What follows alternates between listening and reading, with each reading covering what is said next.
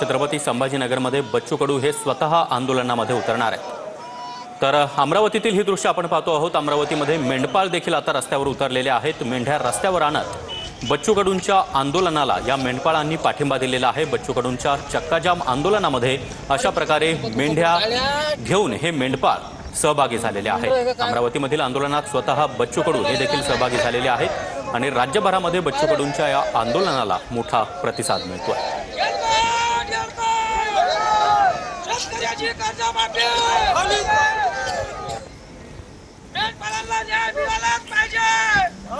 तर वसईत देखील प्रहार संघटनेचं हे आंदोलन पाऊस सुरू आहे। अशा स्थितीमध्ये प्रहारचे कार्यकर्ते हे वसईमध्ये मुंबई अहमदाबाद महामार्गावर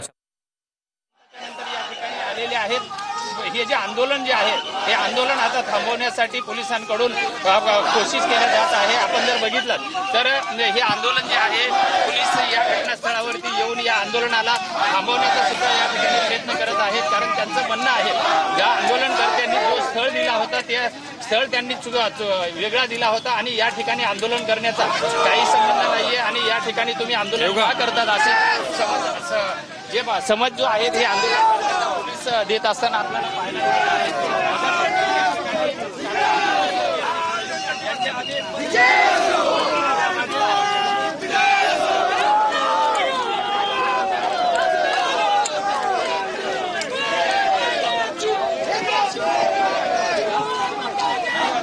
तुम्हाला बोललो ना मी चौकीत आलोय इकडे आंदोलन आहे।